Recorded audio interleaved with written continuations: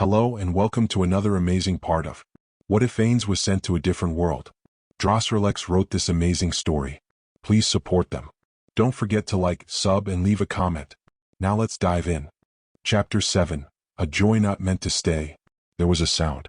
Subtle but persistent. It gathered his drifting awareness and returned it to the cold, unmoving stillness of his skeletal form. He hadn't fallen asleep, but it felt close to it. Like a waking trance, caught somewhere between thought and stillness. Just drifting. The bones of his spine shifted as he straightened and looked around, the blaze within his sockets igniting. The rocking chair creaked in mild protest, as if it had been waiting for him to move. Everything was just as he had left it. The fireplace had long since dimmed into a bowl of dull orange ash. The faint aroma of burnt pine remained, and beneath it, the scent of old paper and leather. The cottage itself felt calm still. Every corner steeped in the kind of silence that welcomed thought rather than stifled it. Familiar, almost comforting. Surprisingly so, given what he now was. It welcomed him, not with warmth or life, but with a quiet that didn't demand anything of him. Felt wrong. As if by reflex, his thoughts suddenly snapped to what had structured his everyday life. Work. The memory arrived unbidden, like a muscle twitching from old routine. How many shifts have I missed so far? His gaze lowered absently to his bony fingers. He flexed them, slowly, thoughtfully, as if trying to measure the time passed in the gaps between joints. I've probably been fired already. For a fleeting moment, something stirred, a dull surge of emotion, distant and hard to name. It bubbled up from his chest, the kind carved deep by years of cultural pressure and necessary discipline. But before it could take hold, his body smothered it with brutal precision. His shoulders slumped. He lifted his hand to his face and let his fingers rest gently against the jagged curve of his cheekbone. Rent was due yesterday. Or was it today? I'll probably get evicted within a week or two. The immediate flatness of his tone surprised him. There was no urgency in it. No concern about his belongings being thrown out or sold off. Just detached observation. It made the dissonance ring in his mind again. These thoughts, once enough to steal sleep or tighten his chest, now passed through him like wine through his bare ribs. I should be feeling something right now, right? Panic, guilt, loss. I should be going crazy. But there's nothing, he thought grimly. It felt like a part of him was slowly drifting away. Like a coat left behind in a room he'd never returned to. He sat still for a while, his hand falling back to his lap. He mulled over it. The fact that he was all right. Remarkably so. No crushing homesickness, no anxiety, no grief or deep sense of loss. Just an eerie stillness. A calm laid over him, flat and even, as if the dials had been turned to zero. I should be disturbed by this. Almost absently, he raised his hand again, fingers curling slightly in thought, as if trying to grasp something just out of reach. Something human, perhaps. But there was nothing to hold. After a long moment of grim reflection, he rose and drifted toward the window in silence, drawn by the strangely organic sound that had resumed its droning in the background. Sunlight caught him at an angle, spilling into the room and breaking across the dark fabric of his robes. Outside, the sun had only just begun its climb, the horizon a canvas of color, pale rose and amber streaked with long pencil-thin clouds, as if the sky itself had been etched by hand. On one fence post stood the creature responsible for the noise. He stared at it, eyes narrowing slightly. The name came slowly, like something pulled from the bottom of a long-forgotten book. It's a rooster. Brown and white feathers puffed proudly along its chest, a comb like a crimson crown atop its head. It strutted once, then let loose another shrill call, utterly oblivious to the undead entity watching it in silence. Ains studied it a while longer. He'd never so much as laid eyes on a chicken, let alone eaten one. Their meat had been a luxury, tucked away behind wealth and privilege beyond his means. In some ways this animal was a herald, not of dawn but of culture and ancient times. A living reminder that this world was bound by simple cycles of sunrise, raw experiences and survival. It crowed again, loud and unwavering. The sound lingered in the air before dissolving into a strangely soothing white noise, something he found himself welcoming. It filled the murky depths of his mind like ripples across stagnant water. He found his attention slipping away from the window, pulled back to the hours he had spent working the night before. Cataloging his spells had taken longer than anticipated, and longer still before it yielded some clarity. He began by isolating the familiar. He paced the mental stacks, first separating the core kit he favored in Yggdrasil, filing the spells by tier and name. They all appeared to be intact, and that gave him some reassurance.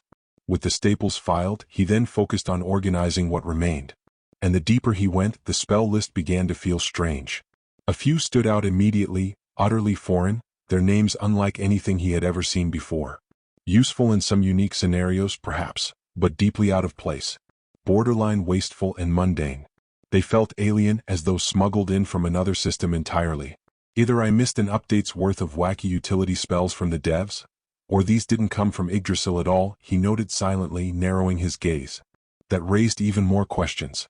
Is the magic of this world actively bleeding into my own? So, what larger changes could be already at work? He shook his head as the uncertainty lingered like a fog. Perhaps I can find someone that can help. I will need to expand my search for knowledge beyond this village, no doubt. Then there's rain. He had eventually identified a few spells he was reasonably sure had been part of his repertoire, though rarely, if ever, used. Spells that should be able to address a range of afflictions, at least on paper, based on their flavor text.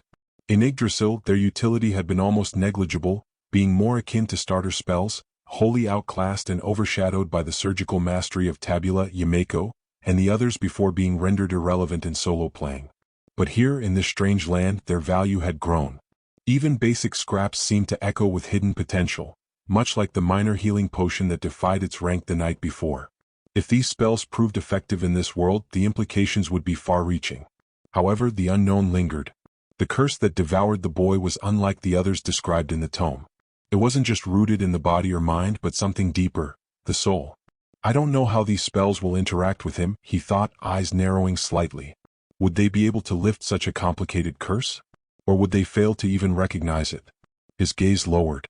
And what about the soul? The question lingered longer in his mind. Can it be recognized by my magic, even if badly damaged? A quiet pause followed, but his thoughts continued, heavy and slow. What if the spell reaches for him and finds nothing? What if there's nothing left to bring back? The tome had spoken of the goddess of creation, of her dominion over the passage of souls. Whether she guided them, guarded them, or claimed them outright was unclear.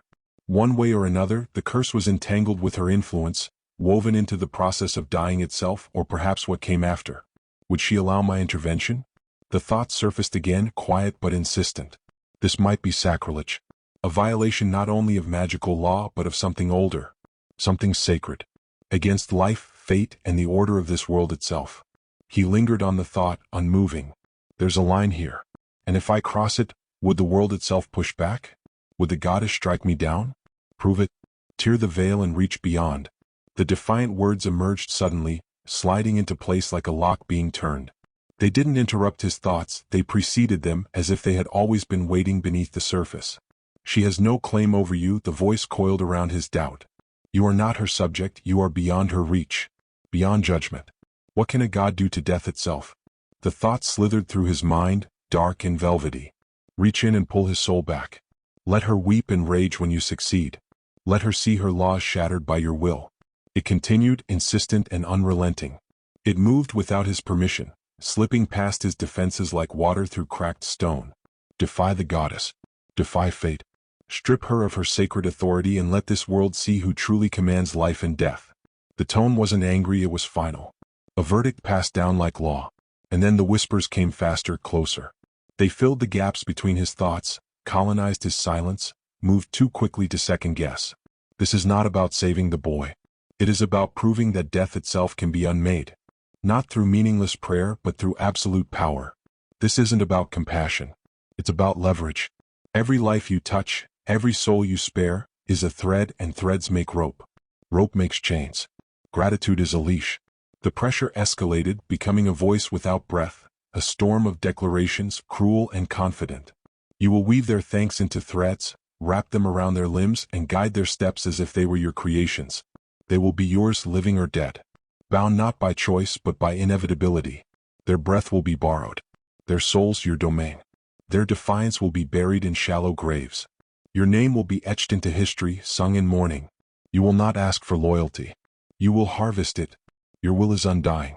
Your words are edicts carved into reality. You do not plead, you decree. This world will learn to crawl before it learns to pray. Because power is a shape and you are the architect. Even gods will envy your power and fear the throne upon which you sit. Woven of flesh, crowned in bone, draped in the obedience of a world that dares not breathe without your will. You will not rise to meet divinity. You will stand above it. Ains staggered a few steps back. Not from pain but from pressure. It had felt like the push of something else already inside him, not screaming for control but shaping the direction of thought itself. He placed a hand against the windowsill, bone against wood. Those thoughts. The flames behind his eyes dimmed. They might not be my own, but they don't feel foreign. They felt like a conclusion he had been avoiding. How troublesome, he said quietly. Perhaps it's simply this body, this undead shell, reminding me what I truly am now. His gaze narrowed. Or what it intends me to be. Without thinking, his fingers curled. The wood splintered within his grasp. Then came stillness. He turned toward the small mirror across the room. The reflection didn't surprise him. But it lingered too long. A skull with no softness, no kindness in its shape. A mask of death made real. He looked into his own sockets. Into the bright, hateful glow buried deep within his skull. The flames flickered once, then again. Slow, like embers caught in a breathless hearth, not quite dying, not quite alight. He didn't know how long he stood there. Perhaps a moment, perhaps longer. The sunlight hadn't changed. The room remained still. Then a quiet, polite knock. The kind given when one is unsure whether to interrupt. His gaze slid to the door, then downward and finally across the room. A sigh left him, subtle but steadying. His hand flexed once, twice, then calmed. The twitch in his fingers stilled. He turned away from the window. "Come in," he said, voice low and steady. The door creaked open.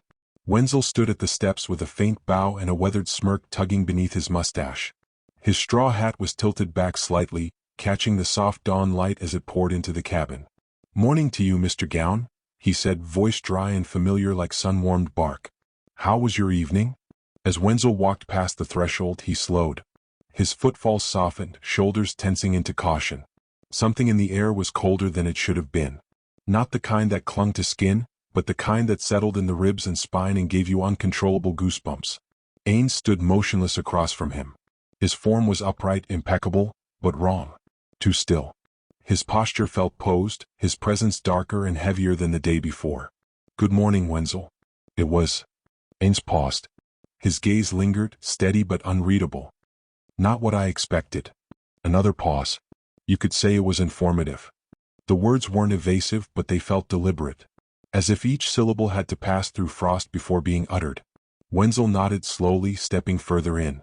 "Productive night one way or another then, good to hear." His gaze drifted to the tomes. "I figured you'd have those books in your skull by now. How far do you get?" Ains looked toward the table, then back at him. His posture was composed, but there was something too perfect in the stillness. His body language was neat, restrained, unnaturally so. "Not quite." His reply was distant. "I found myself diverted. I will return to them later." "Fair enough." Wenzel folded his arms, shifting on his feet to dispel the tension pressing at the corners of his thoughts. "You got questions then?" he asked, trying to guide things forward. "I do," Ains said, his voice low, almost a whisper. "If you don't mind." "Not at all," Wenzel replied, already turning toward the door with a casual wave. "First, let's get you to the market like I promised. A little motion's good for the mind." As Wenzel moved ahead, Ains lingered a moment longer. With a slow wave of his hand, a faint ripple shimmered over the table. From its center, a silent void opened. An aperture with no light, no sound. The tomes dropped gently from the wood, vanishing into the darkness one by one. The void sealed itself with a soundless pulse. If he had to leave, whether by choice or by force, he would not need to come back. He then turned, ducking beneath the doorframe and stepping out into the morning, the uneasy chill still clinging to the edges of his thoughts. The village had transformed. Where silence had reigned the night before, now there was motion, life. The cobblestone streets gleamed in the light of the rising sun, and the village bustled with a humble but undeniable energy. Fresh linen flapped on lines. Wooden shutters creaked open. The air carried the scent of bread, fruit, smoke, and damp earth. Further down the road, toward the heart of the village, the sound of chatter grew louder. Men and women moved with purpose. Farmers hauled crates. Carts rolled toward the market, their wheels thudding softly on the uneven stone, loaded with vegetables, firewood, or goods wrapped in cloth. Wenzel strolled at a relaxed pace beside Ains, his short frame moving with the easy rhythm of someone who had walked this path for decades. He raised his hand in greeting to an older man sitting on the edge of a barrel, who gave a wave back and nodded toward Ains with a flicker of recognition and caution. Another woman tending to a broom near her doorstep gave a small bow of the head as they passed, her expression respectful but wary. Ains returned each gesture with a curt nod. The glow in his sockets remained dim, the flames behind his eyes withdrawn and steady. He walked like a shadow that had learned to live among the living. Wenzel didn't push for conversation. He filled the silence lightly, humming once under his breath, then offering a casual wave through an open window where a pair of elderly figures prepared their morning tea. As they moved on, he casually mentioned their names, along with other townsfolk they passed, a neighborly habit to soften the silence. Though he said nothing, Ains recognized the courtesy. He followed silently, his fingers loosely curled with some tension.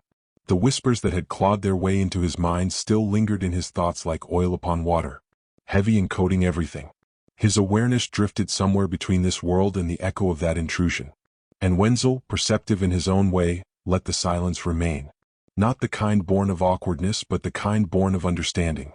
The kind that allowed one to keep walking without needing to explain why their eyes didn't look anywhere for long. Wenzel turned back to Ains with a half-smile, opening his arms wide in a gesture that encompassed the plaza behind him. "Welcome to our humble market," he said, voice light with pride. Footsteps wove between stalls in practiced rhythm, while voices rose and fell like the calls of distant birds, bartering over wares and prices. The air carried warmth now, not of heat, but of human presence, of daily purpose unfolding. It was a sharp contrast to the night before. Now it moved, awake and unrepentantly alive. It was filled with color, scent, and the weight of lives in motion. Ains entered with Wenzel beside him, ducking under a tangle of linen lines as if it were a curtain to a stage he'd visited before. The change wasn't immediate. It began subtly, then spread. A hush in motion, stalls grew quiet, and the clatter of coins softened. And then all at once they were looking at him. He stood at least a full head taller than anyone else present. He didn't need to demand attention. Simply by moving he held it. His stature, his stillness, the cold hush that followed in his wake marked every step. The air had suddenly felt colder. Not just in temperature but in presence. A subtle shift clung to the plaza, just enough to raise a shiver up the spine, perhaps dismissed as a breeze or a chill morning gust. Yet it lingered too long. Moved too carefully with him. Some looked once and then away, unsure if acknowledgement might draw attention. Others stared openly, unsure whether awe or discomfort best described what churned in their chest. But no one fled. They smiled nervously, nodded stiffly, gestured with cautious politeness. Fear lingered just beneath the surface, but so did something else. Restraint, a flicker of respect, and the quiet, desperate hope that this was just a cursed man, and not death itself, walking among them. Ains' curious gaze swept across the market. Most vendors were older men, weather-worn and plain-dressed, the kind whose hands bore calluses and ink alike. Beside them women worked, both young and grayed, selling cloaks, bundles of herbs, handcrafted mugs and plates. At one stall the air was thick with warmth. Steam curled from fresh-baked goods, their golden tops glazed with something amber and glistening. He walked without hesitation and made no effort to mask his direction. As he advanced, people stepped back with faint nods and a degree of deference, creating a polite but unnatural clearing around him as he moved. They gave more space than they would for any neighbor, as if unsure how much distance etiquette demanded from an undead mage. After a few heartbeats, the plaza began to breathe again. The click of scales and the rustle of fabric returned. No one could claim it felt normal, but Bach was a village of warm hearts and open hands, and even unease could be tempered by gratitude. They would adjust. They always had. Meanwhile, Ains had locked onto a stall ahead, one littered with glittering trinkets, jewelry, and staves. The vendor was a bearded man with broad shoulders and dirt-stained sleeves. He stood behind a sturdy wooden table cluttered with wares. His expression had shifted the moment Ains neared, brows lifted, shoulders tightening. A faint pallor came to his cheeks as the towering undead halted before him. Ains inclined his skull with royal poise, voice calm and deliberate. "Good morning." The man startled slightly. "Aji, good morning. Sir Gaun, was it?" "It was," Ains replied. "I am interested in your collection. Tell me, are any of these items enchanted or magical in nature?" The man blinked, then offered a hesitant smile, equal parts nerves and pride. "Why, yes, sir. A good number are enchanted. Some were crafted locally, others were imported by our folk or traveling mages. They're not flashy, but they're well made." He gestured to a row of rings set in ironwood. "This one here clears the head a touch. These two keep your tea warm while you hold the cup, and this one helps you sleep better. And that one, he tapped a pale silver band etched with tiny runes, makes you seem more attractive for half a day. Ains gave a deep, amused chuckle that vibrated like distant thunder. His mood lifted with it, as if the cold writhing in his mind had drawn back, thinned by the sound. Tempting. But I'm actually seeking combat-oriented enchantments. Practical magic. The vendor nodded quickly. Ah, yes, of course. Let me think. He reached beneath the table and brought up a pair of bronze bracers, small enough to sit neatly at the wrist, each side marked with ornate engravings. This here strengthens the skin on your forearms and torso. Makes it a bit tougher. Cuts don't go as deep. It'll take a good half-dozen hits before it needs to be recharged with mana. Good for warriors and adventurers, you see. That trinket is of no use to me. Ains replied bluntly but not unkindly. He raised a skeletal hand, his rings glistening like miniature stars. As you see, I've shed what it's meant to protect. The man's breath caught for just a moment. His eyes flicked to the ivory hand, each finger lined with sharp claw-like ends, and then back to the smoldering eyes. He winced as if the sight struck something primal. A reminder that the voice before him, composed and articulate as it was, did not belong to any man of flesh. He rubbed the back of his neck sheepishly, his posture shrinking a little. Ah, how rude of me. My deepest apologies, he muttered with a quick bow, suppressing a small shiver. A part of him was undeniably terrified, but he pressed on. Trying to recover his footing, he gestured behind himself. Perhaps you will like this. He hurriedly moved to the back of the stall, where a navy blue cloak hung neatly from a polished wooden mount. It swayed lightly in the morning air, the thick fabric catching the light, revealing delicate silver thread work curling along the edges, subtle but unmistakably enchanted. Now this is something special, he said, lifting the cloak with a touch of pride. Sturdy thread, reinforced, enchanted with layered protective spells to hold strong in a fight. Doesn't look like much, but it's reliable. Imported right from Osserst. Made by Berg's top pupil. Yes, that Berg, the first-class mage who created the immovable cloak. This won't stop a charging fresser, sure, but it'll save you when it counts. He held the cloak out with care. Sold the second to last to an adventurer a few months back. This one's the last of its kind. Ains accepted it, his skeletal fingers gliding slowly across the fabric. It was denser than it appeared, and it was surprisingly smooth to the touch, the silver embroidery gleaming faintly in the angled morning light. The glow in his eye sockets brightened just slightly. Much better, he murmured, a hint of interest slipping into his voice. Even under the lingering frost of thought, the spark began to rekindle. His fascination, his impulse to gather, to hoard, tugging against the restraints his body imposed. He rested the cloak on the table with care, then fixed the man with a quiet, unblinking stare, leaving no doubt that he was waiting for more to be shown. Relieved, the vendor moved on quickly. Right. And if it's pure spell casting you're after, these might interest you. He gave a short bow, then carefully lifted the rack of staves from behind the stall and set it before Ains with reverent care. Each staff rested on velvet lining, pale ash, rich maple, and a red-veined blackwood, or so the vendor said. All were capped with softly glowing crystals. They're from Strahl, the man continued, recent work, tuned for offensive magic and built to last. Ains simply stood there, unmoving, his glowing eyes briefly focused on the staves before they shifted back to the man. Waiting, not impatient but expectant. As though there should be more for him to see. The vendor felt it. A pressure just beneath the surface. Not threatening but immense. He straightened, then lowered his head slightly again. That's everything I've got that might suit your needs. Ah, is that so? There was no bite to Ains' voice, only the faint edge of disappointment. Very well. Let's take a closer look. He inclined his head and stepped towards the table. Appraisal magic item. The effect was immediate.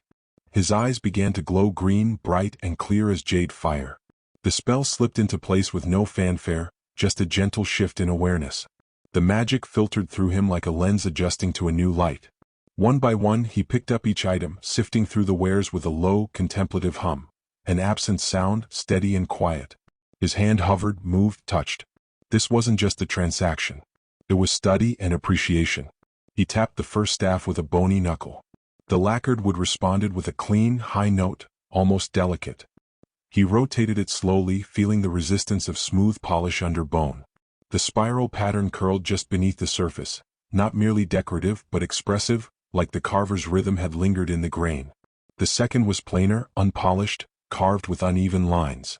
His fingertips followed the grooves slowly. The grain caught bits of dust and morning light. There was something humble in its effort. The third, black with a red shimmer, whispered a faint warmth back into his hand. Not heat, but perhaps magic potential. Ains tilted his head, watching the wood catch the light like a living ember just beneath dark water. How curious. He moved on. The rings came next. One turned easily between two fingers. Light, slightly rough inside the band, smoothed outside. No markings save for a faint dip, too perfect to be accidental. He tilted it, watched the light skip across its edge, then set it aside. The next was heavier, simpler, previously worn. He set it down without comment. He reached for a pair of earrings, bare, polished metal dangling from wire-thin chains. He let them spin lazily from his fingertips, watching how they caught the light and turned with it. One turned faster. He didn't know why, but he watched it until it went still. Then came the bracers. Not quite perfect, crooked here, mismatched there. His fingers lingered beside them a moment too long before he moved on. Finally, the cloak again. He draped the navy blue fabric over his arm. It had warmed slightly since before, perhaps from the morning light. The silver threadwork shimmered subtly, tracing deliberate arcs and spirals, precise but not excessive. His fingers lingered on a stitched edge. It gave, gently, then held as the magic within resisted. His appraisal spell's quiet insight remained in the back of his thoughts, enough to confirm what he already sensed. Modest protections.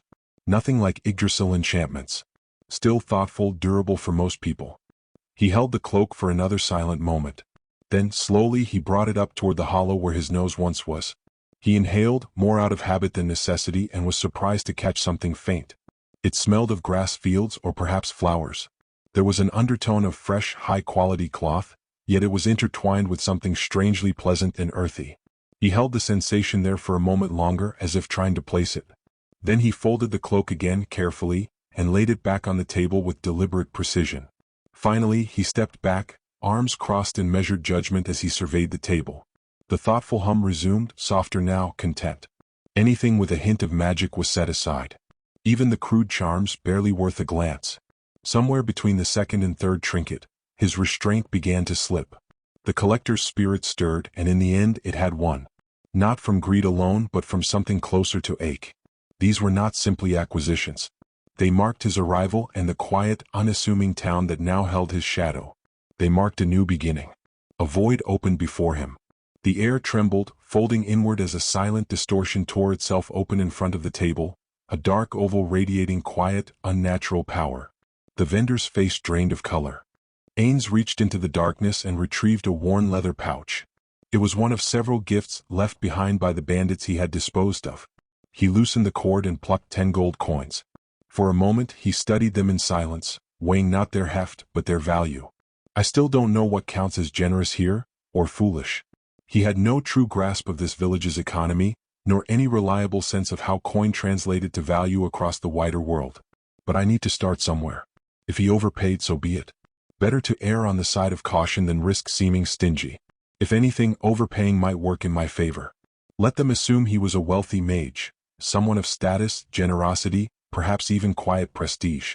Let's see how he reacts. With a flick of his wrist, he let the gold coins fall. They landed on the table with a crisp, resonant clink. I'll take everything in this corner, he said, his tone composed, as though purchasing nearly an entire stall's contents was the most natural thing in the world. The vendor blinked, eyes wide. Everything? Yes, Ains said with casual finality. Then, with a slight tilt of his head, he gestured toward the coins with an open hand. I hope this is sufficient. The currency may not be local, but the value should be self-evident. The man glanced down at the gold, then up at the towering figure across from him. His mouth worked silently before words caught up. Yes. Yes, more than enough, he said quickly, nodding with almost too much enthusiasm as he collected the gold. It's beyond generous. Thank you, sir. He scrambled for a large burlap sack, fumbling with the mouth of it in his haste. Ains lifted a hand. There is no need. The motion was graceful and final, like brushing away a thought unworthy of further attention. Another void opened, this time beneath the tabletop itself. The air sighed as space bent inward. With a whisper and a flicker of displaced light, the assortment of magic items simply dropped through, vanishing into darkness without a trace. The vendor looked down at the gold, then back at the bare table, struggling to form words. His eyes flicked to old man Wenzel, who now stood a few paces off with his arms crossed and an amused smirk tugging at the corner of his mouth. "Sir," he called out to Ains, a sense of guilt creeping in. "This could buy." "Keep it," Ains said, already turning, his tone leaving no room for argument. "Consider it a good day." The vendor stared after him, stunned. Then slowly, a broad, disbelieving smile spread across his face as he clutched the gold to his chest. Wenzel, still a few steps behind, finally caught up, his boots scuffing against the stone. He cleared his throat with theatrical weight. "You do realize that gold was worth more than everything on that table a few times over?" "Yes, of course," Ains said, slipping in a cough to cover the slight hitch in his voice. "I am fully aware. I was not aware. But I am in a giving mood today." A lie, he thought, but a well-dressed one. He had no idea if the coins he used were worth double, triple, or barely anything at all. But Wenzel believed it. The vendor believed it. And for him that was enough. Besides, the coins weren't his to begin with. If a handful of questionably acquired coins could buy him goodwill, trust, or even just quiet admiration, then so be it. The outcome justified the means. Wenzel chuckled, entirely convinced. The lie hadn't just landed, it had bloomed. To him, Ains wasn't bluffing. He was simply generous to a fault. He glanced at the vendor, who was still awestruck. "Hoarder indeed," he said, grinning. "Now I see why you called yourself that." Ains gave a low, amused chuckle, the sound dry and faintly hollow, echoing from within his skull. "Yes, well, one must live up to their reputation." They arrived at the next stall that drew his interest, a modest but tidy setup beneath a patched canvas awning. The weapons displayed there were few, but well-maintained, each arranged with the care of someone who respected their craft. Their steel bore the scuffs and polish of use, not neglect. It was clearly a second-hand collection, what one might call starter arms for fresh adventurers and such. Ains stepped closer, skeletal fingers brushing lightly across the crossguard of one of the swords. The vendor, a woman with heavy braids and soot darkening the creases of her skin, visibly tensed as their eyes met. Her shoulders stiffened for a breath, then eased as she quickly bowed, the motion respectful if a touch too sharp. "Welcome, traveler," she said, forcing steadiness into her tone, though her eyes faltered and slipped away from the crimson glow of his gaze. "Let me know if anything catches your eye." Ains inclined his head with practiced grace, his voice smooth and measured. "I certainly will. Your stall was the second to catch my attention this morning," he said, each word enunciated with clarity. "Let us see if anything here calls to me." His gaze shifted from the woman to the weapons laid out before him. Once more his eyes began to glow, the red fading into a vivid green as the appraisal magic filtered in behind his sight. A dagger drew his attention first. He reached out and ran a finger along the blade's length. It shimmered faintly, enchanted with a spell that made it sharp enough to leave cuts on light armor. It would be handy in the hands of an experienced fighter, though its durability was questionable. Next, a broadsword. He tilted his head slightly. Sturdy, practical, with a dull sheen to its leather hilt. The magical crystal in the rounded pommel stood out. Its effects were subtle, no burst of power but something built for endurance. A spell to lightly reduce fatigue to ease the effects of continuous use. How quaint. Handy in prolonged combat, no doubt. He focused on the bow next. It was made of dark-stained wood. Clean, intricately shaped, but mundane in all other aspects. No trace of magic lingered in the weapon itself. The bundle of arrows beside it, however, caught his eye. A faint magical thread within them eased draw resistance, allowing for quicker firing. Mundane at best. Maybe worth something for low levels. The spear was next. Its head was jagged, almost crude, but the magic lingered in the metal. Poison. Not potent enough to be lethal. Just enough to wear down, to tip attrition in the wielder's favor. It seemed best fit to hunt down modestly sized creatures or unarmored opponents. Temptation stirred. His hand lifted, fingers reaching toward the spear's worn grip, but he halted, just short. The restraint cost him more than he let show. He withdrew, slowly, the silence between movements broken only by a faint sigh. In Yggdrasil, magic casters couldn't wield weapons unless they met certain prerequisites. Otherwise, even the simplest sword would slip through their fingers the moment they tried to equip it. Those rules appeared to have changed here, at least to a degree. After all, he had no issues when he looted them from the bandits' corpses. He could grasp them at least for a few seconds, long enough to store them. But the uncertainty remained. He didn't know if intent to wield would cause the weapons to drop from his hand, now in front of watchful eyes. It wasn't worth the risk or embarrassment. Better to appraise with magic than suffer the humiliation of rejection. With a quiet nod of satisfaction, he leaned forward slightly, one bony finger extending to indicate his selections. "I will take these 4, he said, and though his voice was low, there was an unmistakable lift to it, an eagerness he didn't bother to conceal. Click. A handful of gold and silver coins were set on the table. The woman gasped softly, her fingers twitching but stopping short. Ains watched her carefully, noting the way her eyes widened, the way her posture stiffened. No protest. No counter-offer nor haggling. Just stunned silence. "Will this be sufficient?" he prodded, his voice deep and composed, measured curiosity wrapped in the weight of command. She didn't answer right away. Her eyes flicked between the items on the table and the glowing sockets fixed upon her. When she finally nodded, it was slow, almost mechanical. "Yes," she managed, her voice cracking. "That's more than enough." Just as Ains gave a slight nod, she moved hastily, reaching beneath the table to grab a few more small weapons. A narrow stiletto, a parrying dagger, and a small hand axe with a faint etching near the edge. She laid them beside the 4 Ains had selected with shaky hands. "Please take these too," she said quickly. "Just to make the trade fairer." Ains' gaze turned to the new additions. He did not speak immediately, focusing on appraising them instead. They held no magic, but he could not bring himself to not take them. He gave a curt nod. "Very well," he said. "It is a deal then." He raised a hand with deliberate elegance.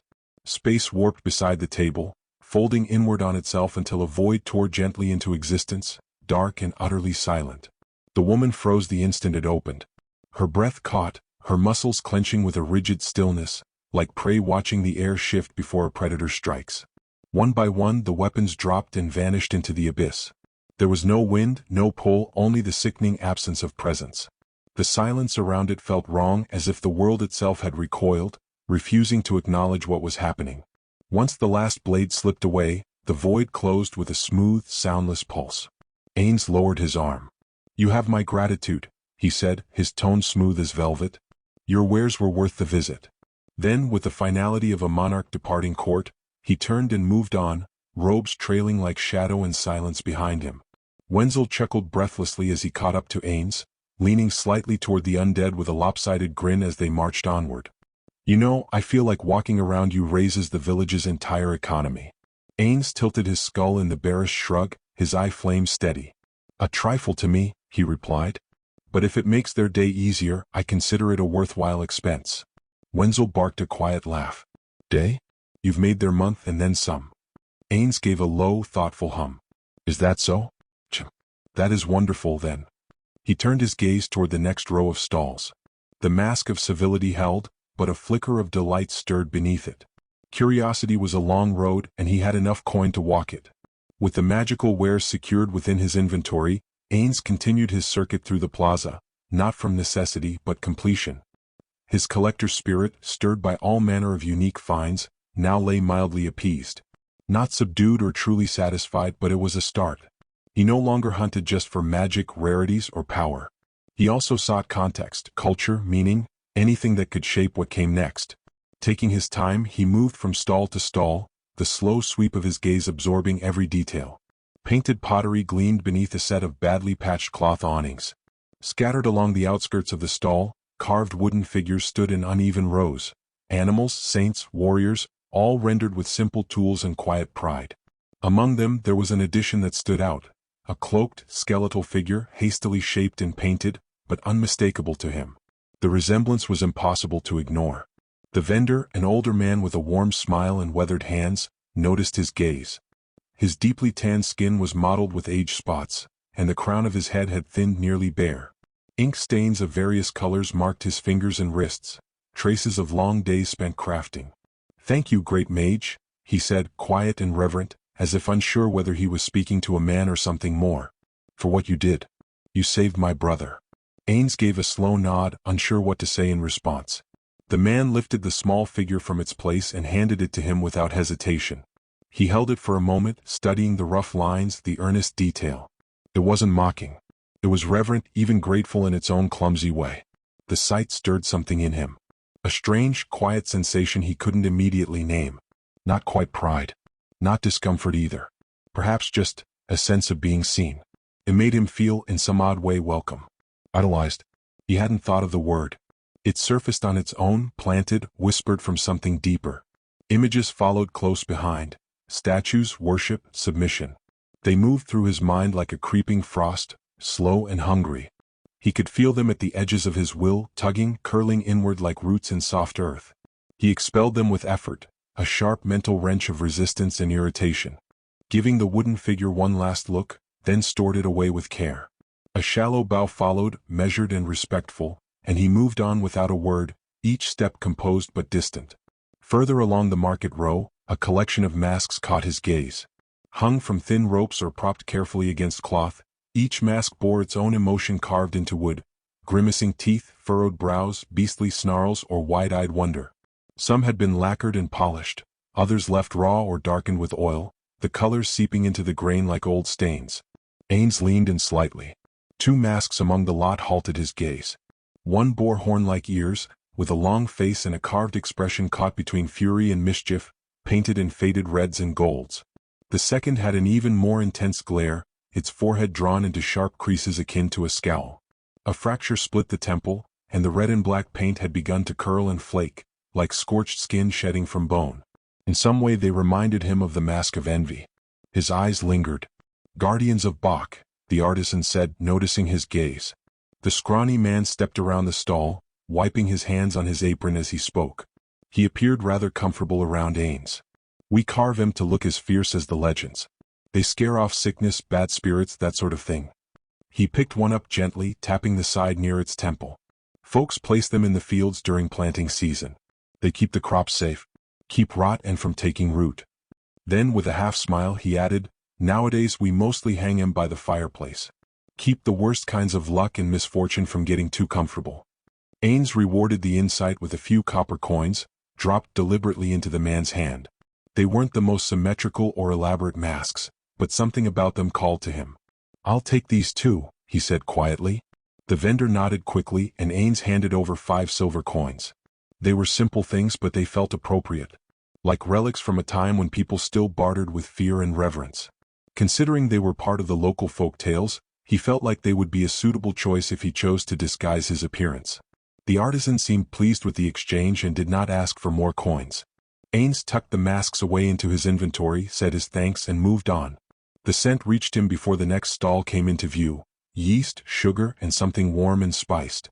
Loaves rested in rows like golden bricks, their crust shining, while pastries swirled with fruit and glaze cooled on wire trays. Ains slowed his steps, drawn less by appetite and more by the memory of it. An elderly woman and a young girl no older than 10, stood behind the display. The girl stiffened slightly at his approach but held her gaze with shy determination. "Hello," he said politely, inclining his head. The girl gave a small nod as she peeked out from behind the counter.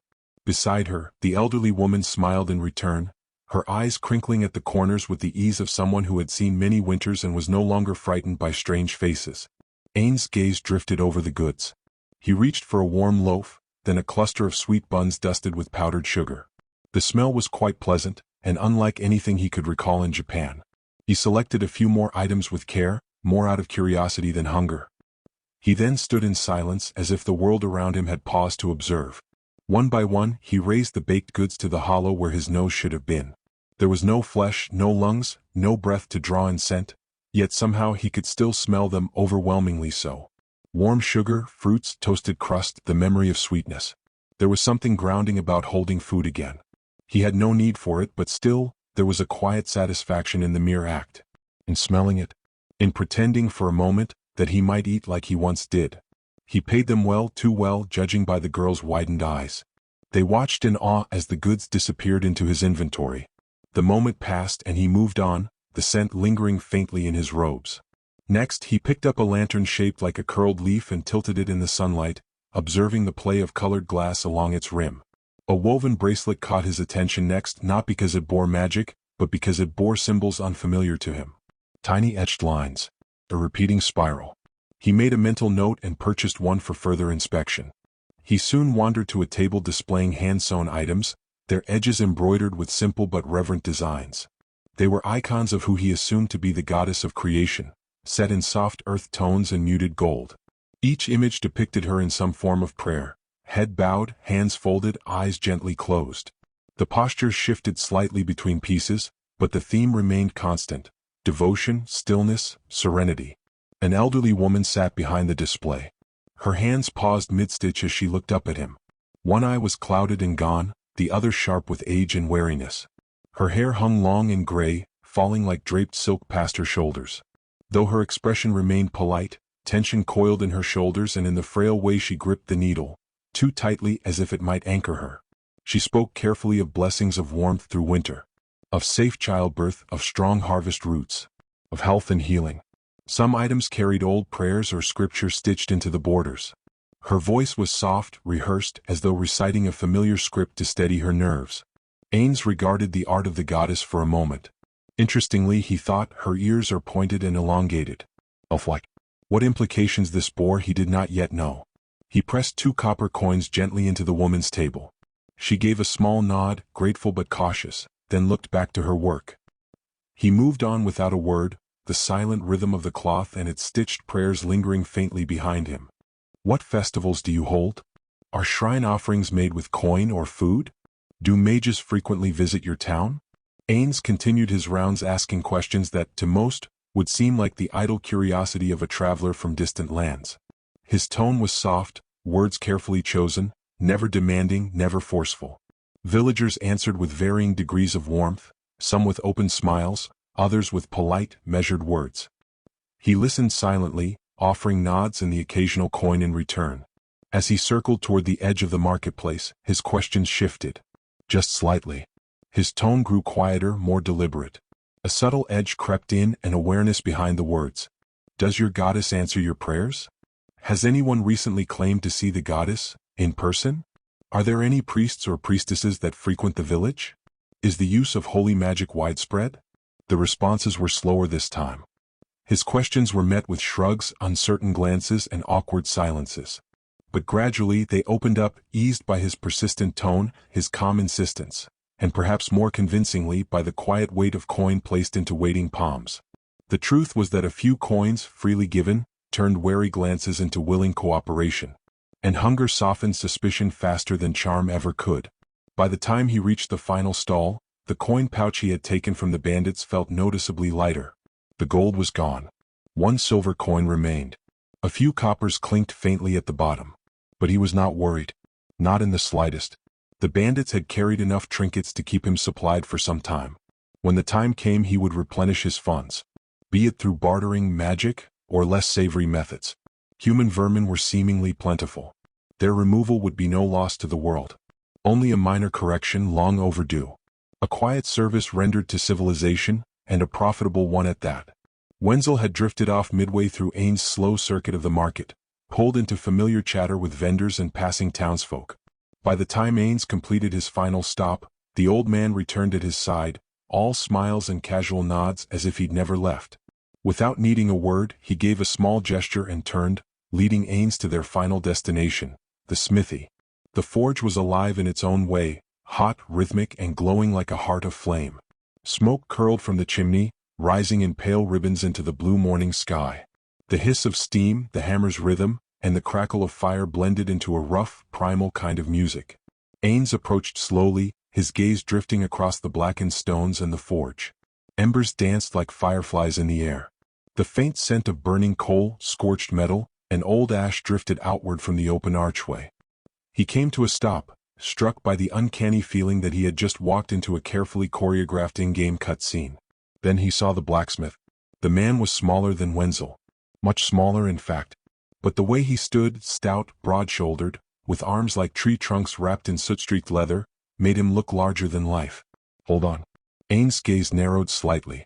He's a dwarf. The thought struck like a lightning bolt. His jaw dropped open, red light flaring faintly within his eye sockets. A cascade of mental alarms and excitement detonated all at once in the back of his mind. Chunks of brown and grayed hair curled and twisted along his temples, the gray overtaking what remained of its original color like creeping frost. A beard vast enough to hide a second face beneath it covered everything but a pudgy nose and a pair of sharp, glinting eyes, green with the worn intensity of an old blade. Thick, bushy eyebrows jutted over them like storm clouds, adding to his already imposing expression. He wore rounded shoulder pauldrons, their metal blackened and scarred with use. His thick gloves grasped a glowing slab of steel, held inside the furnace's belly, unfazed by the heat. His forearms were braced in banded leather, the surface cracked but sturdy, made for surviving fire. The furnace's light made the sweat on his arms glisten like oil. This is absurdly cool. It's as if he walked straight off the page of a concept art book. The rush of excitement surged to a peak, then slammed to a halt. His jaw realigned with a soft click and his composure returned, falling over him like a cold curtain. And there it is again. He thought bitterly. My body just pulls the plug the moment I feel something. It seems like joy is rationed to me like contraband. Wenzel strolled up beside the oblivious dwarf and cupped his hands to his mouth. Ortwin, stop staring at your fire and meet someone interesting. The dwarf slowly turned like a mountain shifting. He squinted at Wenzel. Then he noticed the massive skeletal torso nearby, and his brows furrowed. He began to look up. And up. And up. His head tilted back so far his beard tugged against his chest. As his eyes met Ains, there was the briefest hitch in his breath, a flicker of something cold crawling down his spine, but he swallowed it well, masking the reaction beneath a rough grunt. Huh. Now I've seen everything. Wenzel grinned. Quit your mumblin', you old cock. Come greet Mr. Gown, he's the one who saved your supplies. Ortwin exhaled through his nose like a bull and grumbled something beneath his beard. He turned from the furnace and carefully laid the glowing metal on an anvil, then quenched it with a hiss and a cloud of steam before pulling off one thick glove. He approached Ains and looked him up and down. Not with fear, but with the scrutiny of a craftsman examining something that shouldn't exist. His eyes gleamed with the weariness of age, sharpened by long years of experience, and for a moment, that experience read only wrongness in what stood before him. But he didn't recoil. He'd seen too much to mindlessly flinch at the unnatural, and Wenzel's easy trust in the figure before him spoke louder than any warning. My name's Ortwin, he said at last. Gruff, gravelly but polite. I don't know what you are, but I owe you. He gave a shallow, respectful nod. I'm told you kept my forge supplies from being scattered to the wilds. His tone softened a tad, arms folded. I'm not one for speeches, so I'll keep it simple. I'm grateful. If you see something you like, it's yours. If you see something you like, it's yours. Ains went still, unnaturally so. His skeletal posture snapped upright, his head lifting an inch too quickly to be casual. The flames in his eyes jittered like someone had rung a bell in his skull. Wah! His fist shot up, nearly clocking his own jaw. Out came a pompous cough, the sort only a king would feign, while his body pressed his excitement back into line. This time he was grateful for the restraint. Ahem. What I meant to say is, there's no need to thank me. He spoke, now in the deeper voice of someone pretending they hadn't just caught themselves on the brink of an undignified sound. I acted only as the moment demanded, and in accordance with what felt just. Ortwin shook his head with a scoff, clearly unfazed and too focused on his own thoughts to notice Ain's minute stumble. Maybe so. But we dwarves don't leave debts hanging. It's customary to offer something in return. Pride and steel go hand in hand. He's offering me dwarven gear. Free real dwarven gear. A suspicious sound, half cackle, half gasp, rose in his chest, but he caught it just in time and masked it beneath another deep, composed cough. Keep it together. I see. His logical mind moved to decline again, to at least try to maintain a posture of detached generosity, but the hoarder within him had awakened once more with a terrible, indomitable vengeance. Ahem, very well. If you insist, he said with all the composure of a king, and none of the composure of a collector staring at a dream come true. I cannot refuse such generosity. I accept, he intoned solemnly, crimson eyes burning with what was definitely unholy glee. His gaze swept over the yard, half-forged weapons resting in iron racks, blades glinting with uneven polish, some still dark from the forge. Each piece told a story of labor paused, of precision still in progress. Then his eyes shifted to the small windowed door of the cabin. Within its dim interior he could still make out the faint outlines of weapons, mounted and reverently displayed. He gave another quiet, deliberate cough. Subtle but necessary to fully collect himself. I've always felt something difficult to name whenever dwarven craft is spoken of. If I am to be candid, I have long been an avid collector of exceptional weaponry. Ortwin gave a faint, surprised grunt, bushy brows lifting beneath the soot caked along his forehead. Didn't think you'd be the type. I assure you I most certainly am, Ains said smoothly. His spine held straight, but there was a subtle forward lean, like a dam barely holding back a tide. "Might I enter?" "Yeah," Ortwin said, gesturing with a jerk of his head. "Follow me." Wenzel hummed an old tune under his breath. The corners of his mouth curled, amused at how quickly Ortwin had claimed Mr. Gowns' attention. The sight of the two together was almost enough to make him laugh outright, one bending down like a priest at confession, and the other squinting up like he was about to judge the clouds. Like watching a tree argue with a barrel, he thought. He was quietly eager to see how the towering mountain of bones would fare in a shop clearly built with dwarven proportions in mind. He began to trail after them, and then froze. A chill cut through him like steel, biting deep along his spine. It settled in his bones like something old had shifted. His smile lingered only a heartbeat longer before it withered. "If it's all right, I'll leave you two to it," he said, giving a wave that felt heavier than it should. For just a heartbeat, a worried crease touched his face, but he forced it into a frail smile. "Back in a bit. I promised someone tea, I think. Old folk like me get foggy upstairs.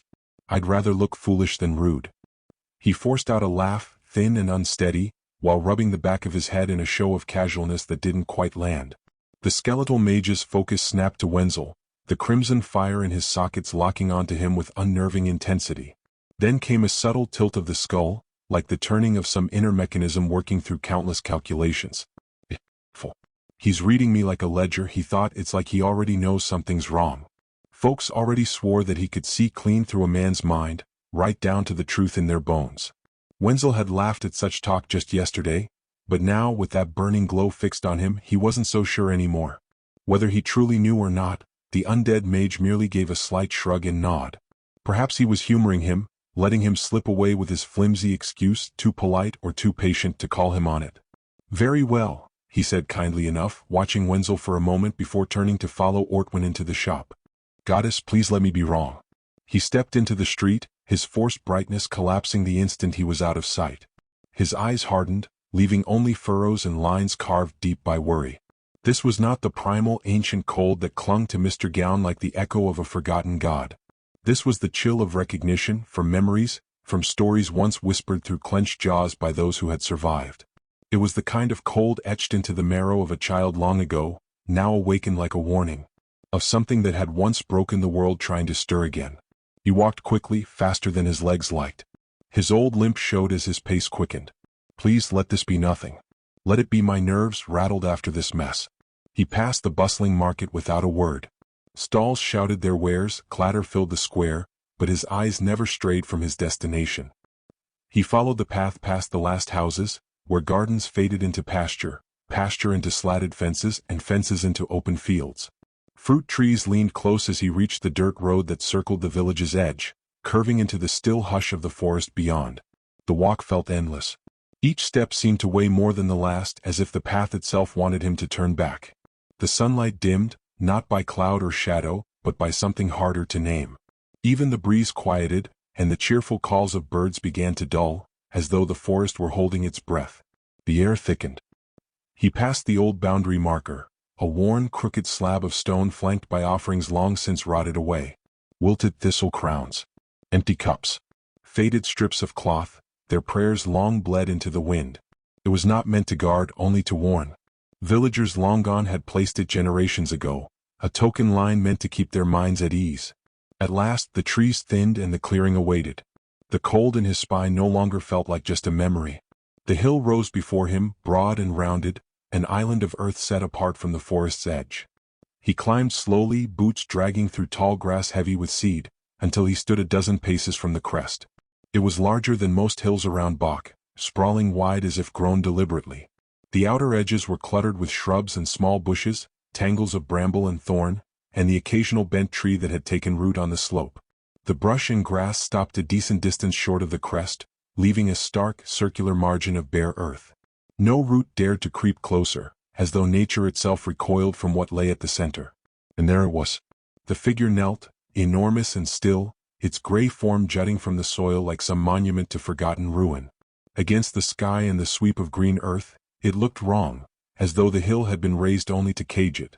To some, it might have even looked harmless, so long had it sat there, mistaken by some for a forgotten statue. But Wenzel had kept watch too long to mistake what it was, what it could do. Most had forgotten or tried their best to Folk trusted the mage's seal, trusted the words of Hero Himmel, who said it would last for generations. Time dulled their fear. But not his. Not completely. He squinted.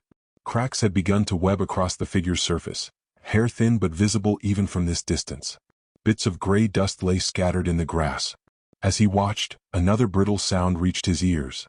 Small fragments fell, sloughing off the thing's shoulder like shedding skin. His stomach knotted. His hand clutched at his chest, breath uneven. Could it be him? Could that demon curse of his have stirred something? Damaged the seal? He scowled at the thought. Mr. Gown's done right by us. Ain't right to think ill of him now. But that fear from long ago had teeth. Teeth that gnawed at reason, that sowed doubt in even the kindest hearts. Still, curses don't always stay where they're meant to, do they? Teeth that made a man look twice, think sideways, wonder if the shadow at his back wasn't just the wind. His gaze lingered on the cracks, on the dust. Hero Himmel promised it would hold for another decade or two.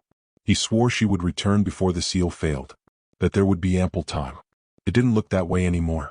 At this pace they'd be lucky to have a week, two at most. Would Mr. Gown be strong enough to face him? Would he even be willing? After all he has done already? The thought filled him with shame. To ask a cursed man to fight a terrible being of unimaginable power. To expect more of someone who had already stood watch over them, who had borne their fear, their stares, their whispers in silence. To hope that he might rise again not just as a protector, but as a shield against something ancient and cruel, a being that existed for no reason but ruin. It felt cruel. Selfish. Like handing a man a shovel and pointing at his own grave. No, we can't. We shouldn't. His eyes stayed fixed on the cracks. But I don't think she will make it here in time. There may be no other choice. If he breaks free. He swallowed hard. His throat felt dry. Bach wouldn't just fall, it would vanish. Gone the way others had gone, without warning, without struggle. And once Bach was gone, the rest would follow. He knew it in his bones. The gross forest would burn within days of his escape. Village after village. Family after family. He drew in a slow, trembling breath just as he looked down. His hands were shaking. The age in them wasn't new, but the fear was. He clenched them into loose fists, then opened them again, trying to will the tremor away. It stayed. The hill was silent, save for the faint crackle of falling dust. The figure remained motionless, gray upon green, wrong against the life around it. And Wenzel, old and weary, felt the weight of a calamity long delayed, but no longer distant. And that's it for today. I hope you enjoyed. Support the writer. Don't forget to like, sub, share, and donate for more videos.